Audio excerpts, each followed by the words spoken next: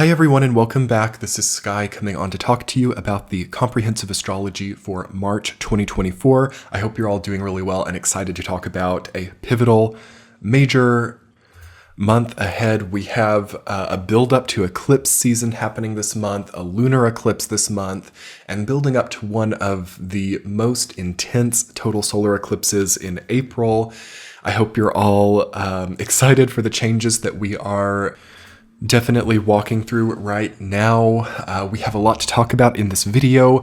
I will start with some intuitive messages for March, and then I will put some charts on the screen and talk through some of the astrology transits, specifically that we have for the month ahead.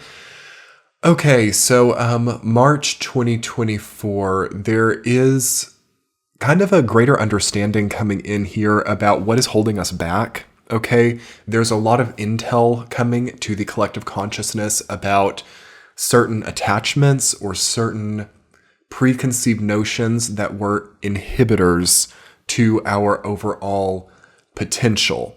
To me, this is the energy charging the total solar eclipse coming on April 8th, 2024, and it's starting to really become conscious in March here. Therefore, March 2024 is a very profound month for realizing that something is not actually a source of happiness. It is perhaps an addictive cycle, for example. March 2024 is very powerful also for essentially off-gassing or releasing some of the things that we've been holding up or things which have become pent up emotionally. So there's a lot of emotional release that is very likely in the month of March. Tears, okay? We have major Pisces stelliums throughout the entire month, as well as Aquarius and Aries on both sides of Pisces. But specifically the Pisces stelliums are what are strong, which we will break that down further in the astrology portion of the video. But it's very relevant to the intuitive channeling for this month ahead because there's a lot of ancient emotions that are blocking some of the needed movement, I feel, for most people here. And you can really feel it in your body when this happens. It's a feeling of stagnation. It's a feeling of repetition. It's a feeling of perhaps not quite being in the most meaningful phase of life. So we're about to have a major escalation towards meaning. A lot of us are about to have things put in front of us that on the positive side really remind us of like, okay, yes, this is what my purpose is. This is why I'm where I am right now. This is why I've been placed in this location or in this chain of events. On the negative side, it can also be like, oh my gosh, I've spent a lot of energy on things that didn't matter, and now I'm having to face a very ultimate cause situation with a little bit of a low HP or a little bit of with a bit of a lower energy than I'd like to have. And that may not be immediate here in March, but I will give you guys a bit of forewarning for April once we hit Aries season and we have these major Aries-Libra eclipses, which is the most volatile axis in astrology.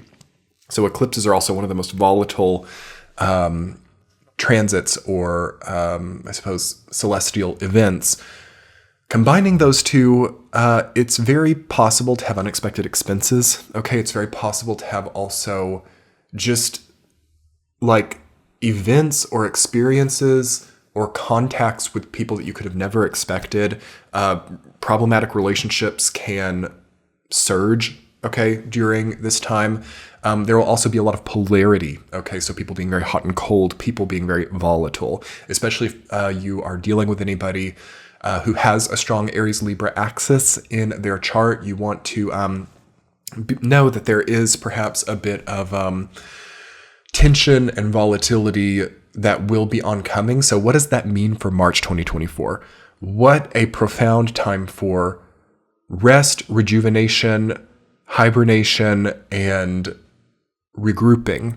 Now, it's not just complete turning off, though.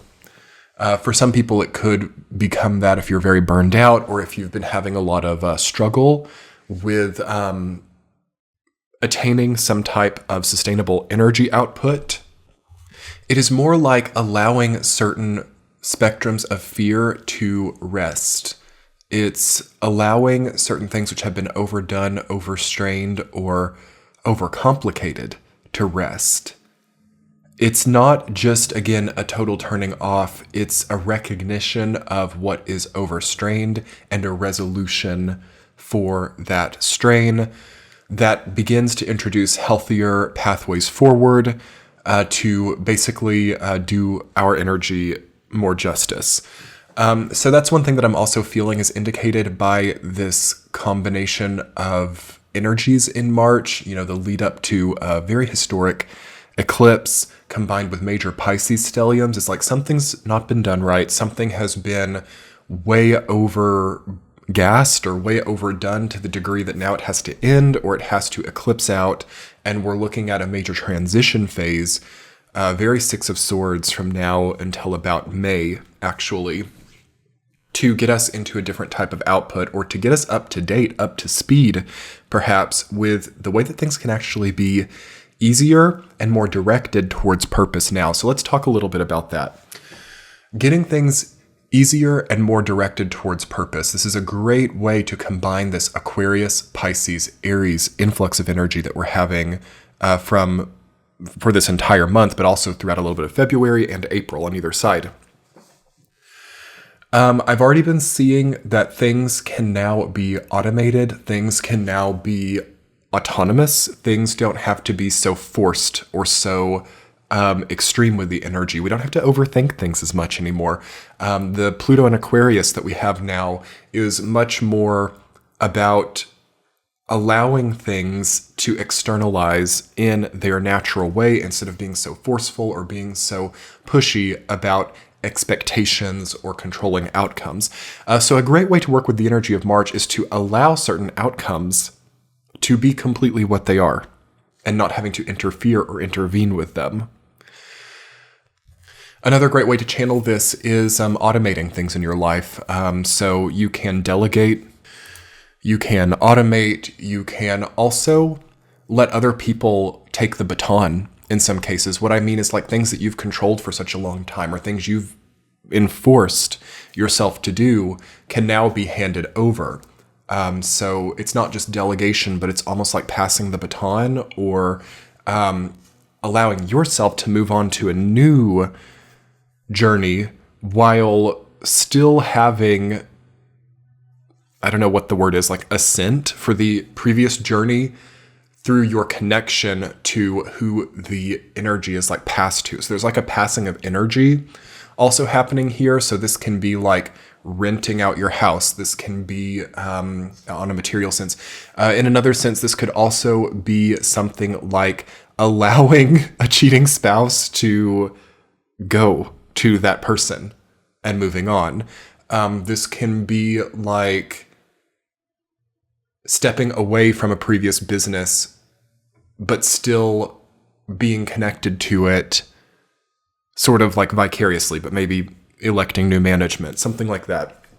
That's just the energy that I'm feeling across all sectors of life, business, relationships, work, health. It's like something used to be hard, something used to be very all-consuming, and through a certain new regime or structure, there's still a connecting point to it, but it's a lot more minimalist and light. Okay, so let me introduce you guys to an incredible theme for March 2024, is the washing away of the overbearing, over painful, over expensive, overdone energy.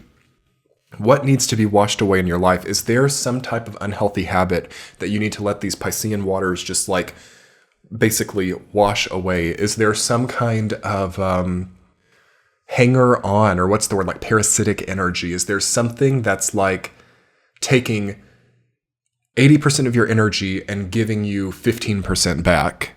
Can it be washed away? So this is a very great month for hydration. This is a very great month for cleansing and purifying. This is a wonderful, wonderful month for restructuring, redoing certain systems. And you just know it so clearly by March 2024 if it's improperly structured, if it's too heavy, if it's too overdone, overburned, overgassed.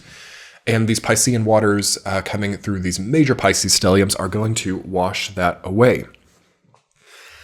Now, It depends on the makeup of the person. If you've got a lot of water in your chart, maybe this is somewhat a nice experience, but for a lot of people, this could be like having to really trust in the higher force that like, okay, I'm giving this away, or I'm like, imagine creating or cultivating something that's almost like a child to you, or it's almost like, you know, your project is like your baby, and it's like, okay, this has been fulfilled, and I now have to like either place this aside or restructure all of my energy around it. It can be kind of scary. It can be like a death, you know, to go through these cycles where we entrust someone or something, or even just our true inner being. Okay, this is interesting. Trusting someone else to stand over something that used to mean so much to us so that we actually can trust ourselves to progress in the way that matters. This is very important for this period of time. And it's so important to analyze, like, what in your life evokes this? Like, okay, I'm clinging on to something too much. I'm so constantly burdened with thoughts about this that it's preventing an evolution that I need to have right now. How can I change the structure around this so that I'm still connected, but in a lighter way, so that I'm able to also evolve and move on? This is like, what this is basically becoming life as a symphony. So like not forcing yourself to have like just the one focus, or not just have like the one idea, but having multiple through like different types of connecting points, or like lighter handed motions that appeases multiple groups as well. So this creates like multiple different sounds. Like if you can imagine, okay, we were the soloist before in the symphony, but now we have like multiple different percussions and different groups of instruments, and it's creating a much more complex palette, a much more complex tone, which basically equates to a more powerful you.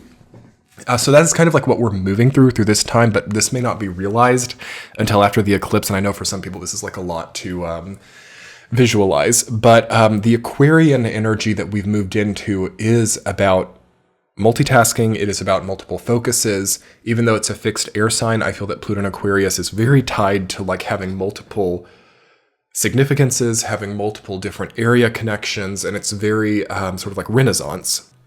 I also feel, to conclude on the intuitive messages for March, that it's very important to employ a lot of maturity during this time. It takes a very mature hand to rebalance some of the overgrown or also overdone elements of our lives without necessarily cutting away everything out of frustration or out of being too concerned over any stagnation that we're feeling. So definite growing pains here, as well as a question about like what is removed, what is pruned away, and what is kept, and a need for maturity, clarity, and sobriety to do that. And definitely checking in with like, okay, what is the status of my body? Are there any stress injuries? Are there like results perhaps of overworking or, not spending enough energy, oversleeping or undersleeping? How can I rebalance this? Because again, these eclipses coming up at the end of the month and then in April are on this Aries Libra nodal axis. So it's all about balance of energy output, balancing of budgets, and yes, regulation of emotions and responses. So we're building up to a very, very karmic choice by the end of the month, and certainly by April 8th, when it comes to how regulated we are with our work output, with our emotional output, and also with our time for recharging and regenerating energy. And if those things are like really skewed or really off by that point, I'm seeing certain negative outcomes. So it's just very important to be mature here and to really implement healthier energy regimes now. So let's go ahead and talk about the astrology. I'm just going to pull up the charts on the screen. Okay, so we are starting March with some incredible stelliums. I mean, look at that. That's Saturn, Sun, Mercury, Neptune, and the minor asteroid of Nessus in the sign of Pisces. Okay, so we enter the month of March with a very conscious approach to the way in which our spiritual ideas, the way in which our emotions, the way in which our perception of endings and beginnings in our own life are actually channeling and materializing into the real world. So we have Sun, Saturn, and Mercury all together in Pisces. This is a really kind of juxtaposed combination of energy because, of course, the sign of Pisces is about sort of like the ethereal world. It's about the unconscious. It's about also the effects of our conscious emotions on our deeper unconscious being. So I think that there's a connecting point, between the conscious and the unconscious happening in the beginning of March. I think it's a very probing time. I feel like the veil is very thin. I feel like it's very apt for major psychic activity. If you are psychically sensitive, I will give you a warning about the entire month of March. It is a time where those who are psychically sensitive will be having a lot of intake. Okay, so this could be visions. This could be kind of redoing your visual landscape as well, or your meditation space, anything that deals with sacred spaces. So sacred spaces in the home, sanctuaries, churches, religious spaces, I think would also be coming up here with Saturn, okay, being near Mercury and Sun. Some people could be realizing that the space in their home is not accommodating their spiritual journey properly, so there could need to be like spring cleaning here. Also, it could be like too sterile in some people's homes or too stagnant. I feel that this is indicating that, depending on what house this is in your own chart, especially if this is in like your natal 4th house, 10th house, 2nd house, okay, even 8th house. I feel that this indicates that something has like sterilized or stagnated in the home space, or perhaps there is too much monotony or myopy in regards to the way in which some of us are living. So we might be thinking about like the day-to-day too much, the mundane, if this is in the 6th house as well. We could be overdoing like the money context, the budgeting, the bills, the daily routines, the workouts, the meal prep, and not actually getting enough of a spiritual experience in our home. Now, this is going to change in March, as all of a sudden some of us have something to pray about here, or all of a sudden some of us have a need to get back into our spiritual journey, or a need to start attending, for some people, like religious ceremonies again, or ritualizing their spaces. I see also, at a global macro level, this could be a surge of religious militant movements. So like movements that, because Mars is going to follow, and we're going to get Mars into Pisces and Venus as well by the end of the month. So I feel that there is a re-emergence perhaps of religious / militant movements, and that could be something that really comes to the forefront in March and April. Also, what I feel with that is less of a distinction between those things. So even if it is totally secular, I'm feeling that there is more of a, there's kind of like a dogma connecting to certain conflicts right now. So this could be happening at a very mundane, minor level as well, in the sense that people might be attached to certain material things in inappropriate ways. So I'm feeling like people, just being way too attached to the material. So Saturn and Pisces, sometimes in shadow, can create like a worship of money or a worship of the material realm. It can also create a lot of animosity, envy, and jealousy towards people who do have material abundance. And then it also can create a lot of actually romance of poverty as well. And depending on which side this is kind of surging on, what it means either way is more of a like class division, or more of and sometimes it even transcends class, and it's more like one family member has something and another doesn't, and conflict emerges around this, or one region has something and another doesn't, and conflict emerges around this. It's kind of like really demarcating lines of resource abundance and resource lack. So themes of lack and abundance become more hyper-spiritualized during this transit. And there's also people I feel with a vengeful streak. Okay, so the minor asteroid of Nessus deals with people trying to even the odds. It deals with like fighting back. It deals with winning the war beyond winning or losing the battle. So it kind of concerns me a little bit with like Mars coming up behind all of this, and like also having this like major Pisces stellium. I'm feeling like people are deeply wounded from a long time ago, and like they've just gotten to a point where they can kind of like even the odds or something. So I feel like it's a very important time of being like very humble, and it's an important time of being like nice to people, because I feel like people are kind of like loose cannons here. And it's not a loose cannon perhaps in the way that we think, because this is like the sign of Pisces, so it's like a very Neptunian kind of rage, or it's a very Neptunian kind of like dogmatic or just water element kind of push that could be expressing through this transit. As we transition through the month, we do have this Aquarius conjunction between Venus and Mars, which translates into Pisces. So Venus and Mars will be moving from conjunction in Aquarius, and they will both be moving through Pisces. Venus will outpace Mars.